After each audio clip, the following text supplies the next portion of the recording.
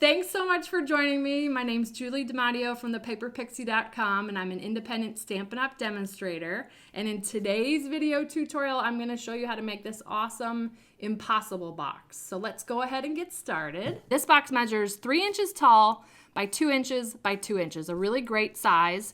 I think you could probably find a really nice candle to put in here. I always like to fill it with a handful of treats. So I opted to go with a New Year's box that features the Year of Cheer Specialty Designer Series paper. I did silver foil as an element, some silver embossing, and then this beautiful silver metallic edge ribbon. So here's what's so cool about this box. It's lovingly referred to on the internet as an impossible box, but I'm here to tell you that it actually is very easy to create. So here's what's so cool. I'm gonna go ahead and open this box. Look how awesome that is. So you basically just lift up the lid, and then the hole opens for you to fill with gifts or treats. And so it's basically like a built-in lid, a self-closing box. How cool is that? So let's go ahead and get started. Let me show you how easy it is to make. I've chosen to use our thick Whisper White, and it measures 8.5 inches by 8 inches. And so on the longer side, longer by 1/2 inch, we are going to score this every 2 inches. We're gonna score it 2 inches, 4 inches, 6 inches, and 8. So again, 2, 4, 6, and 8. I'm gonna rotate clockwise. We're gonna score that at 2, 5, 6, and 7. So we've got our 5, 6, and 7 horizontal score lines. I want you to fold on the 6-inch score line, okay? So the second horizontal score line down, I'm gonna go ahead and do that. And I'm actually gonna burnish it real quick while I'm here. Okay, then I want you to place that back on your Simply Scored, and we're gonna make a tiny tick mark. And I say tiny, just right at the top of that fold at 1, 3, 5, and 7. Okay, so we're basically those 2-inch vertical sections and making a little tick mark at the halfway point. So 1, 3, 5, and 7. You can kind of see it right there. Okay. Now that is going to be a little tick mark for us to make some scissor cuts here. So here's what we just did, our 2, 4, 6, and 8. Then we rotated it clockwise and did 2, 5, 6, and 7. I had you fold on that second score line, and we made tick marks at 1, 3, 5, and 7. And those tick marks, we're going to keep our paper folded, and we're going to cut from tick mark on a diagonal to that next score line down. So we're basically kind of first cutting off that corner. So let me just do that real quick on here. And I'm doing it while it's folded because it's gonna basically cut out this entire triangle that we wanna cut out. So we're gonna cut again from the tick mark down to the intersection of that next horizontal score line, like that, okay? Then the next thing I'm going to do is actually cut up all of these score lines, stopping at that horizontal score line. So I'm going to cut up here, here, here, and here. Okay, I just kind of like to do things in stages. So I'll just do that all the way down. All right, so we've done those, cut up those vertical score lines stopping at the next horizontal score line. Then we're going to cut, you know, kind of like we did here, only we're going to stop at this slice here, but we're going to cut from the tick mark to that intersection with the horizontal score line. See that? And we're just going to do that all the way down. And then on this last section, we actually want to completely cut this little rectangle section away, but I'm also wanting to notch into this section here. And we can do that kind of all at once, okay? So I'm just gonna go ahead while it's still folded, while this piece is still folded over, and notch that in to cut that little rectangle out. Okay? And then look what happens when we open it. Oh, I love it. I love it when projects are easy to make, okay? So the next thing we're going to do is we're going to, hold this out here, cut away this little corner rectangle section. I'm also going to notch in, so we'll have this side tab here. Then I'm going to cut up each of these vertical score lines from the bottom, stopping at that horizontal score line. And this is going to create the bottom flaps to put together the box, okay?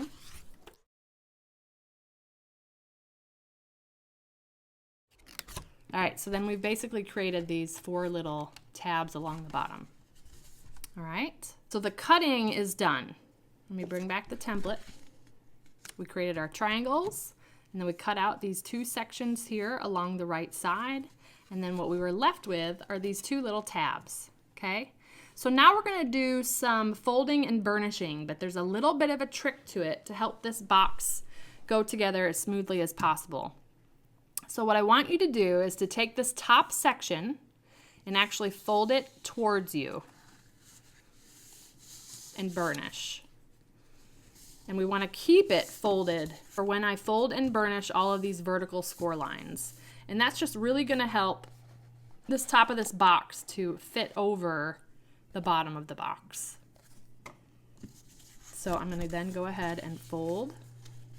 Remember, we've got this folded backwards. Fold and burnish on the vertical score lines, paying close attention to this fold up here at the top, okay?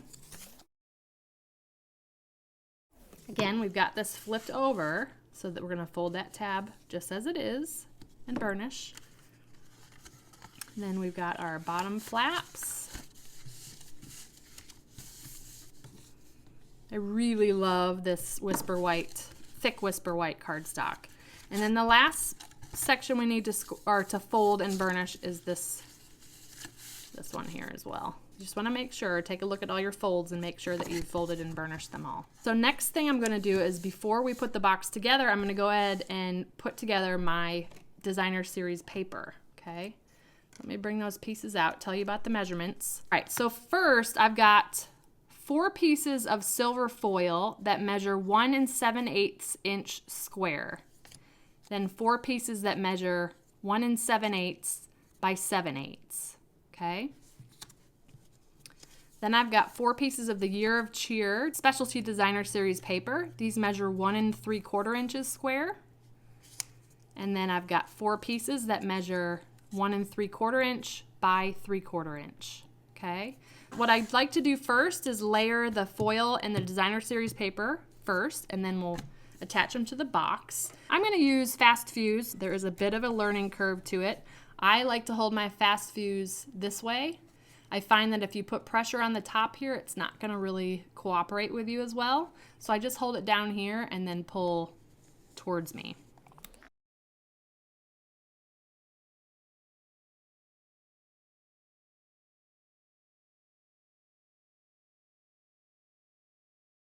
All right, so these should layer pretty nicely together. We're gonna have about a 1/16 of an inch border of the silver foil peeking behind the Year of Cheer Specialty.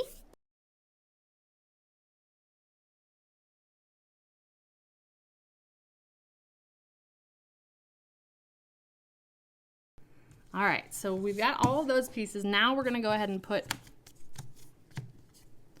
fast fuse on the back of these.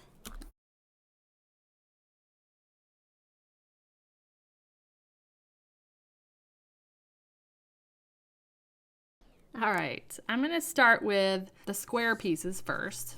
These are square because if we were to have the paper the rectangle size of the side of this box, this lid would not fit as nicely.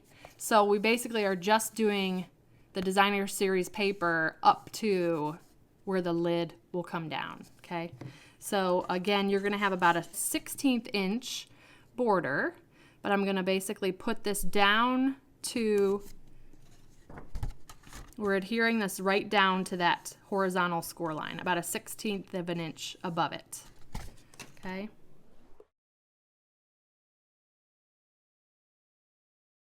All of those adhered, and now we're gonna adhere the rectangle ones to the side that is flipped towards us, okay?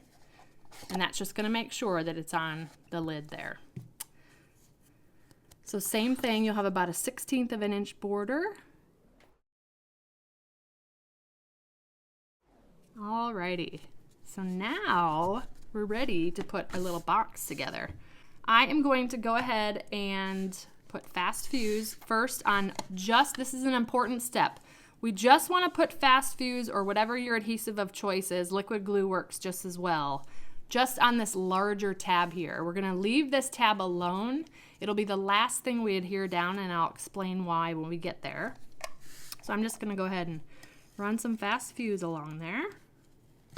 Might as well just do 2 strips for good measure. And because this is a box with an equal number of sides, I'm flipping this over here. I'm folding from the left. Then I can fold from the right, and that should square up and press that into place. Okay? So the box is starting to come together. Now, where this was the last flap that we adhered, I'm going to consider this panel the back panel. So we're going to put in the 2 sides. Again, this is our back panel. So then the back flap, and we'll do the front flap last. I'm just going to do a couple strips of fast fuse. Get one a little bit closer down here. There we go. And then close that down.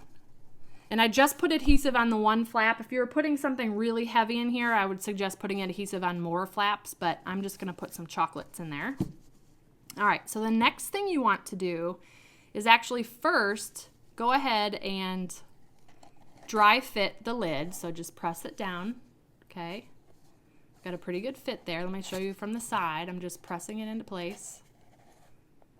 All right. So what I'm going to do now is open it again, and now I'm going to put adhesive here, and I'm actually going to use liquid glue for that.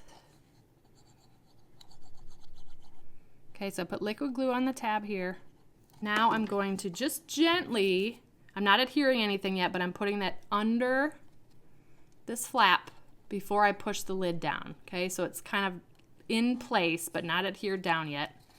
I'm going to go ahead and push my box top in to place, and now I can press this and adhere it down, and just tweak it while you can before that adhesive starts to stick.